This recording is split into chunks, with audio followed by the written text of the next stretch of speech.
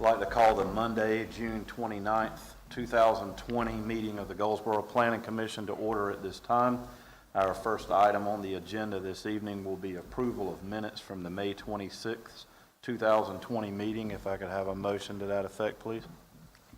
I move that the minutes as corrected be approved. Okay. I second it. Okay. Mr. Bauer makes a motion that we accept the minutes as presented in its final version by staff for approval, and that's seconded by Mr. Slater. All in favor of that motion, let it be known by stating aye. Aye. Opposed, same. The motion carries and the minutes are approved. We have no Board of Adjustment items before us this evening, so the remainder of the agenda will be Planning Commission items, and that will be presented to us by our Planning Director, Ms. Collins. Good evening. Your first item, item A, is the rezoning request. Public hearing was held a couple weeks ago. So that's item Z320 Adamsville Gateway Center, LLC. The property is located on the east side of South Berkeley Boulevard between East Elm Street and East Street.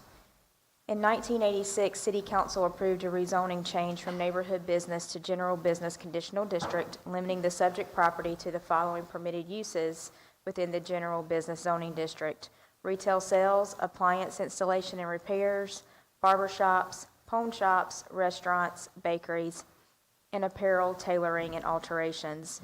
In recent months, the owner of the commercial multi-tenant center has had several inquiries regarding potential uses that were not approved as uses for the site, however, are permitted within the general business zoning district. A zoning change is requested by the owner in order to maximize the use and marketability of the commercial property. The owner is requesting the following uses be added as permitted uses for the site, and they include pet grooming, laundromats, dry cleaning, health spas, tanning salons, fitness centers, martial arts studios, nail salons, copying, printing services, and offices to include business, medical, and professional and travel agencies.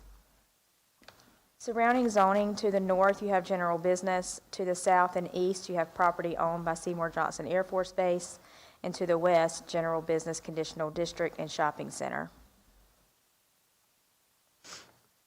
The submitted site plan indicates an existing roughly 6,900 square foot single-story brick veneer and concrete block commercial building. Currently, the commercial building is separated into 7 tenant spaces, and if the rezoning is approved, new uses must meet building code regulations as regulated by the North Carolina State Building Code. At this time, there are no other changes to parking or landscaping required for the site. There's no outdoor storage associated with this proposal, and any outdoor storage proposed in the future must receive City Council approval. The Comprehensive Land Use Plan recommends commercial development for the property, and the property is not located within the special flood hazard area.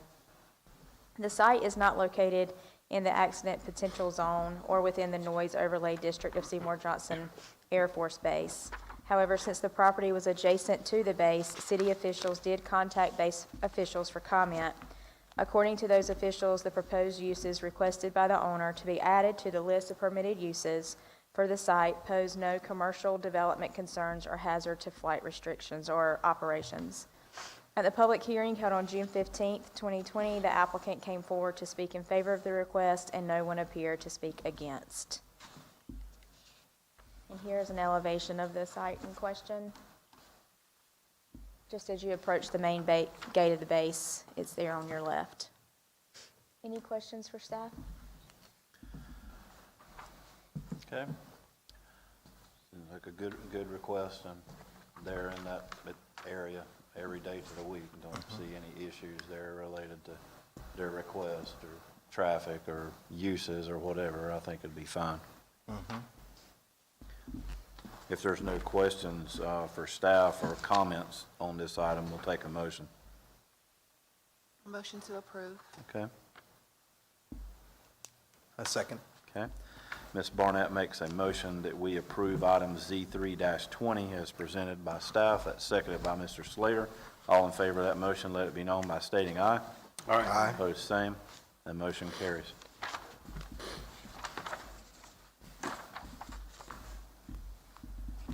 Your next item is the conditional use permit that was also had a public hearing a couple weeks ago. That is CU 420 Ace Hardware and Flex Space.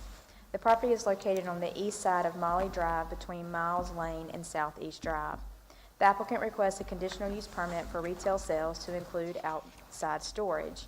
In conjunction with the request, the applicant is asking for separate site plan approval for the construction of a 2,100,000 square feet multi-tenant commercial center.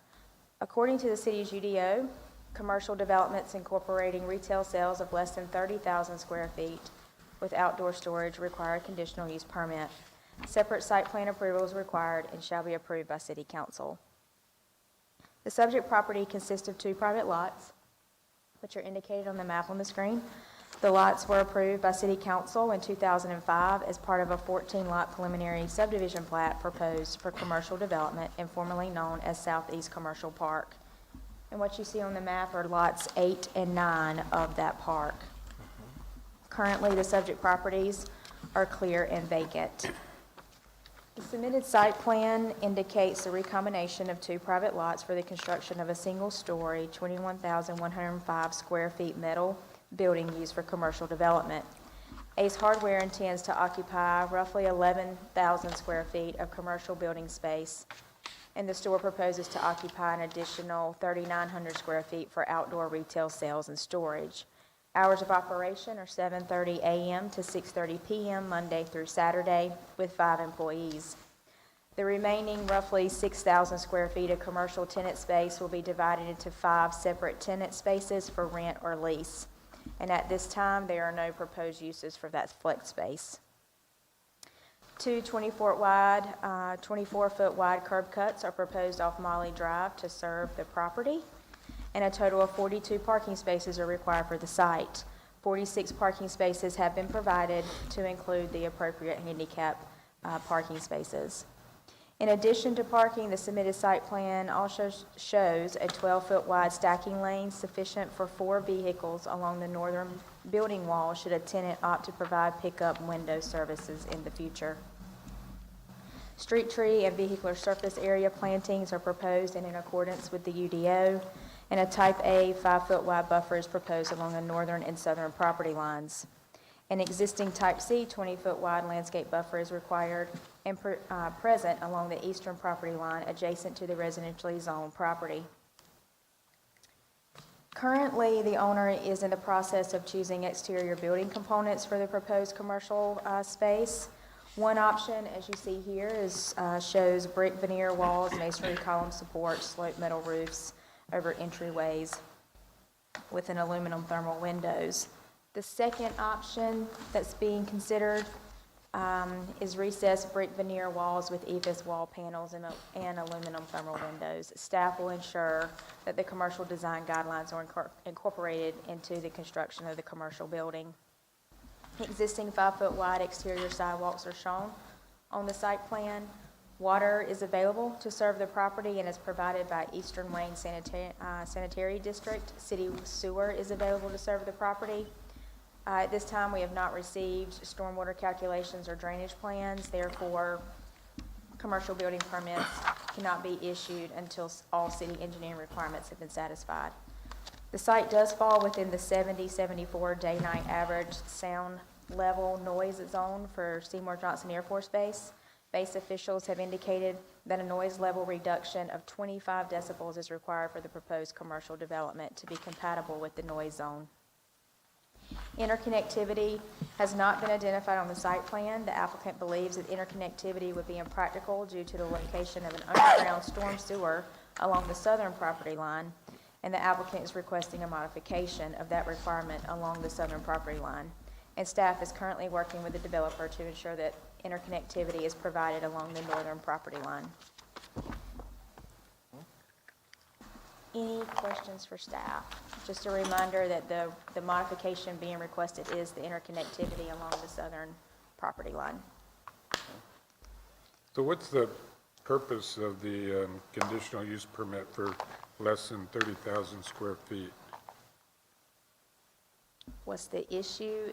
Yeah. It says that less than 30,000 square feet with additional storage require a conditional use permit. And it's 21,000. It's just because if it's less than 30,000, it requires it requires city council approval because of the outdoor storage component. And two, just a reminder, at the public hearing held on June 15th, no one appeared to speak for or against this request. Any further And questions here's of just staff? This is the area in which it's vacant. This will be the first development in that area if approved.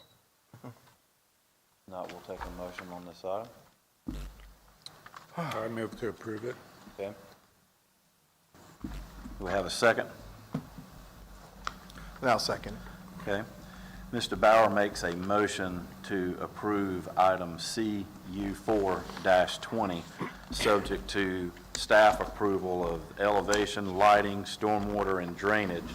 And also, his motion is to recommend approval based on a modification of the interconnectivity requirement along the southern property line. Is that your motion, Mr. Bauer? Yes. And that's seconded by Mr. Slater. Absolutely.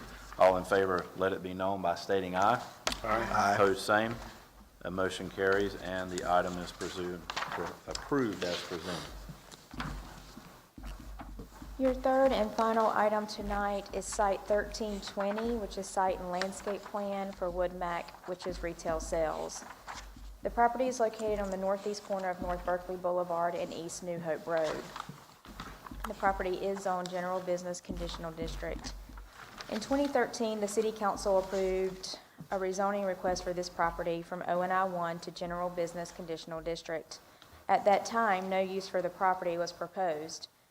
As a conditional district zone, a site plan for any use, including those which would normally require a conditional use permit, would have to be approved by the City Council prior to development. In 2014 and also in 2017, City Council approved conditional use permits and associated site plans for the operation of 2 used car sales establishments. And most recently, March 2nd of 2020, City Council approved site and landscape plans for retail sales associated with HIP products. Approval for both the used car lots and the retail sales included a modification of the street tree and vehicular surface buffer to allow existing plant material to serve in these capacities. In addition, a modification of the sidewalks and fee in lieu requirement for both street frontages were approved by council. Originally, the site was served by 3 curb cuts. However, the southernmost driveway on Berkeley Boulevard has been closed and appropriate landscaping has been installed. Now the applicant wishes to operate an ice cream and shaved ice business and wishes to utilize the same site and landscape plan previously approved for the 2 used car lots or car sales and retail sale establishment. Hours of operation are Monday through Saturday, noon to 9 p.m., and Sunday, 1 to 9 p.m., with 2 employees. 6 spaces are required for the retail sales, and 21 parking spaces have been provided. According to the city's current UDO, the proposed development is not an intensification of use, and the location is not recommended for sidewalks in accordance with the city's recommended pedestrian facilities plan. As such, sidewalks are not required. There are no exterior improvements proposed at this time, and any interior renovations will require a commercial building permit. And no other changes to the parking or landscaping are being proposed. And this is a picture of the existing building, and again at New Hope in Berkeley. Okay. Are there any questions of staff or comments on this item? If not, we'll take a motion. Well, I think it'll be well served. Been empty for a minute. So I'll recommend approval. Okay. A second. Okay. Mr. Bauer makes a motion to approve items, the site plan request, our only one, site 13-20, as presented by staff for approval, and that is seconded by Ms. Barnett. All in favor of that motion, let it be known by stating aye. Aye. Opposed, same. The motion carries, and this item is approved. And just to remind you, we'll have a public hearing on July 13th, and there is one item upcoming, which is CU 520, and this is here, right here at 110 East Mulberry Street, right directly across the street here. It's a place of entertainment, and requesting ABC permits for brown bagging. But it's, it's similar to a wine and design, if you're familiar with that type of business. The applicant wishes to hold art-type classes, design, and allow for customers to bring brown bag within the establishment. So we'll get that to you and present that on the 13th of July. All right. We're adjourned.